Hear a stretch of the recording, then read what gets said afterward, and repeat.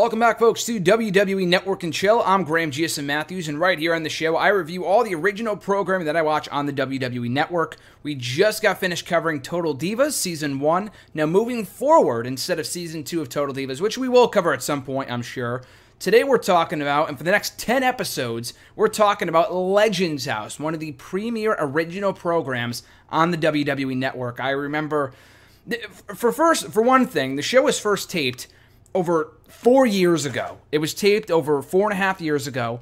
The WWE Network was first, the idea of it was first conceived back a little over 5 years ago, in the final few months of 2011.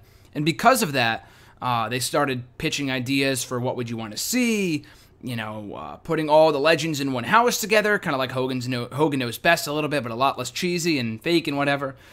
And we got that, Legends House. They put 8 legends in a house. They taped it over, I think not WrestleMania weekend, but around WrestleMania 28. And all these years later, it finally debuted in the spring of 2014, right after the network was launched, right after WrestleMania 30. And a really good show, and thankfully it was launched when it was. And it didn't take any longer than it did. Piper passed away. Unfortunately, one of the focal point characters on this show passed away last summer, about a year and a half after the show wrapped up, airing on the WWE Network. But it's funny, I really liked the show at the time, and I still like it now, but I had yet to rewatch any episodes of the show since they initially aired 2 years ago. So I thought it'd be cool to kind of rewatch these shows. And like with Breaking Ground, it did not take me long at all. It was only like less than 6 months after the show stopped airing on the WWE Network that I reviewed him here on WWE Network and Chill. Total Divas, I guess that was a longer stretch. I hadn't seen those episodes in over 3 years. But I have seen no part of Legends House in over 2.5 years. So I'm looking forward to watching these back with you guys and talking about them play by play. So speaking of which, I know with Total Divas, in the second half of my review of Season 1, the approach that I took to reviewing the show, on that show, Legends House is a bit different, and thankfully in a good way. But on Total Divas, you would get several different storylines going on at one time, so I would spend all this time talking about one storyline and some more time talking about another going on in one singular episode. Legends House is different just because there's really everything going on all at the same time. So there's really no breaking it down, this storyline, that storyline. It's more of a play-by-play, which what I was doing from the get-go for Total Divas. So I'll be doing the same thing for Legends House going forward. But yeah, this first episode, not really a lot going on. I don't really want that to deter you from not checking out the rest of the season. It wasn't really a newsworthy episode, but it's a nice little introduction to each of the 8 guys. They spend quite a bit of time introducing each guy, and because of that, they don't really have a lot of time to kind of further any storylines, begin storylines, whatever. And I say storylines, but you know what I mean, stuff that will carry us throughout the season. They don't do much stuff on episode 1, on the debut episode, the season pilot. Season 1 pilot, the show pilot, I guess, the series pilot. So anyway, to kick off Legends House, we are introduced to each of the 8 legends. Tony Atlas, who is an absolute character. It's actually kind of fitting that he was the first one to come to the house, because he is probably the biggest pain in the ass of everyone on this entire show. Hillbilly Jim, who says, "I'm not here for a long time, I'm here for a good time," which you can hear him say in the intro, which is great, by the way. Awesome line, love Hillbilly Jim. Even then, and even still now, he was my favorite guy on the show. Really love Hillbilly Jim. He comes off like a humble guy, really likable, some guy that you want to go out and get a beer with. And I don't even drink. I'd go out and get a beer with Hillbilly Jim. That's how great he is. Pat Patterson, the inaugural Intercontinental Champion.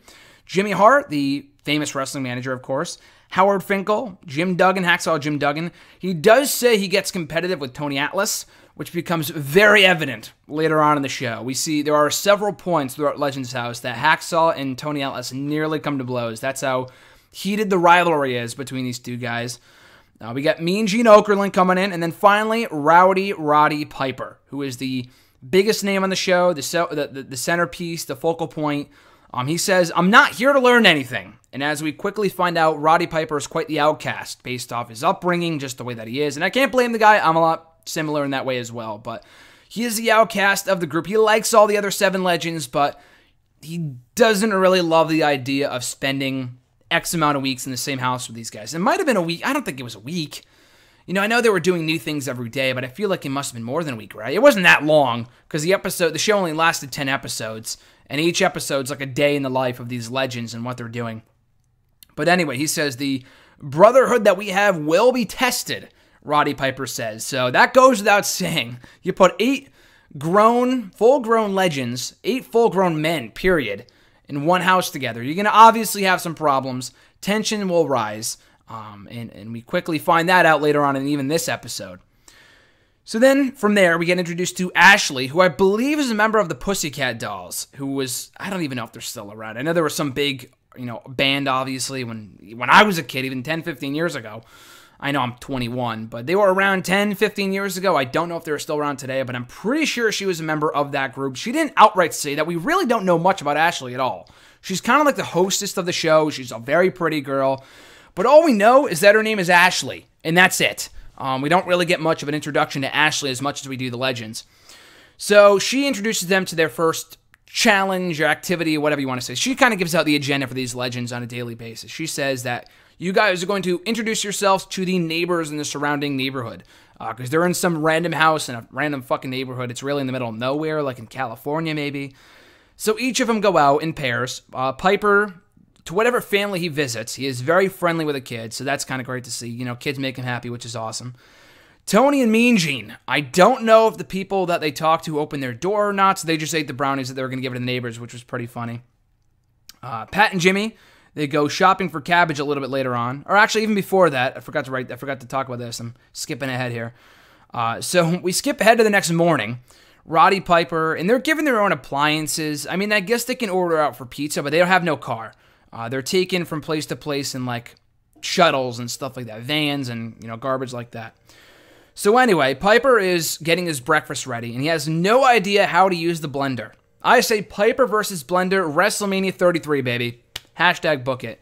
But he spends a solid 5 to 10 minutes trying to figure out how this fucking blender works. Hacksaw's trying to help him out, and they can't figure it out. He says, fuck you to the blender. It's a real rivalry. Piper versus the blender is a real rivalry, and it's very entertaining to watch. I think Hacksaw eventually figures it out. It's something pretty simple, like you have to turn the cap or something. I don't really use blenders all that often myself, so I can't say, like, oh, he's an idiot for not figuring that out sooner. I probably would have been in a similar, if not worse, position than Roddy Piper on this show. So Pat and Jimmy, Pat Patterson, there's a lot of Jimmys. We got Hillbilly Jim, Jimmy Hart. We got Hillbilly Jim, Jimmy Hart, Jim Duggan. So we have a lot of Jims I got to specify here. Jimmy Hart. They go shopping for cabbage. I guess Pat Patterson makes a mean cabbage rolls or whatever. So they go shopping for that. We get tennis with Roddy Piper and Finkel taking on Jimmy Hart and Hillbilly Jim, which is great. Watching Finkel run around, period, is entertaining. I applaud the guy for trying to get more in shape. We find out more about that in episode 2 of season 1. The next episode, I guess I should say. So that's pretty cool to see, and they're having a good time getting some exercise. So the cabbage rolls take a long time to make. And it's like 7:30, 8:30, 9:30 comes by, and everyone's saying it's an extended fucking happy hour because we're not getting any food. And they're taking forever to make this fucking shit. So it takes forever to get the food. Gary Busey shows up, of all people. I didn't write down what happened to the food here, but they have dinner with him. Or maybe they order out pizza or something, I forgot. But Gary Busey, of all people, shows up. Why? I have no idea. We don't really have many guest stars on this show. We had Kenny King in one episode, unintentionally. He was a Chippendale dancer in one of the later episodes, which was hilarious before he signed with TNA. So, anyway, that was pretty great. But yeah, we get Gary Busey on this episode, helping the guys with meditation and repressing negativity and their negative feelings and whatnot. Gary Busey, of all people. Yes, Gary Busey. So, that was entertaining to watch. He talks about faith, and Tony brings up his kids. And he says that he does a lot of work with kids. I do a lot of charity stuff, and Duggan says, the kids that matter first, it starts at home. Your kids matter for your kids. Come first before any other kids. I appreciate the charity and all the great stuff you do, but your kids at home come first. So we get a bit of a confrontation between Hacksaw and Tony. So we kind of talked about it at the start of the episode here, the tension that would be teased between Hacksaw and Tony, and the tensions that would rise between these two in the remainder of the season. We get the first, clip it, then a little snippet, the preview of that tension teased here. So that was that. And I forgot who said it. I wrote this down here, but someone said that some people just can't get out of character. I don't know if that was supposed to be a shot at Hogan or who, but that's a great point. Some people just cannot get out of that character. You try so hard. Jericho's talked about it before when he was in his 2008 great heel mode, when he was the greatest heel in the entire business, and he just could not get out of that mode, that he was a complete asshole. So people just find it, find it difficult to get out of character, and they really take this. And Piper kind of exchanged some words with Gary Busey too about, as an actor, people aren't coming up to you and saying, or trying to stab you or whatever. They think that they know that you're just playing a character, and it ends there. When you move on to the next role, you get that next role. You can never stop being a wrestler, though. People never stop, forgetting that you're Rowdy Roddy Piper. Some people still have those feelings towards you, that you're a heel. They might still hate you, whatever. You know what I mean? And I think Piper would know more than anyone. So we had that interesting discussion there between Gary Busey, of all people, and Roddy Piper, two things I never thought I would say on the show, but I guess so. Hillbilly Jim and Roddy Piper shared some injury stories over dinner, which was pretty great. Just kind of bonding. We get a lot of that over the course of the season. And stories that we've heard a million times, as Tony Atlas says, and he's just not happy with it because we've heard these stories literally a million times. Maybe not literally, but close to it. But anyways, we hear some injury stories from both Hillbilly Jim and Roddy Piper. And then this is when the episode comes to a close. So Piper just can't fall asleep. And he said he quit drinking, and it really has not been the smoothest ride for him ever since. He's feeling very uncomfortable in the house on night 1. So he just leaves. He literally just walks out with the camera crew following him in the middle of the street.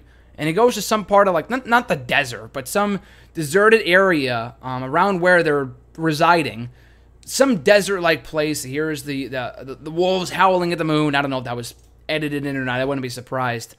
But Piper just leaves. Just up and leaves. So that's a bit of a cliffhanger for episode 1. So the episode itself really isn't all that newsworthy. We get them playing Dennis, trying to eat dinner, and waiting the entire time.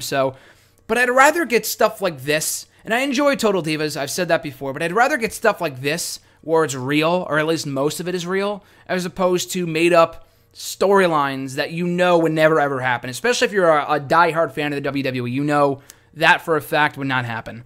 But I like this. I like the show a lot. The first episode's kind of slow, so you got to stick around to check out episodes 2, 3, and 4, and then really decide then whether you like the show or not. But I enjoy Legends House, and I'm looking forward to watching the remainder of the episodes back on the WWE Network for the first time in over 2.5 years since they initially aired, right here for you guys on WWE Network and Chill. So obviously, the next episode of the show will be covering Legends House Season 1, Episode 2, so be sure to check it out. The episode title of this one was called The Boys Are Back. I forgot to mention that, but the boys are back indeed here in Legends House. So looking forward to watching the rest of the show with you guys. In the meantime, in between time, be sure to check me out on all my social media platforms. On Twitter at WrestleRant, on Facebook at facebook.com/Graham.Jason.Matthews, and right here on YouTube, liking, commenting, sharing, and subscribing. So with all that being said, guys, as always, have a great one. I'm Graham Jason Matthews, and I'll catch you folks down the road.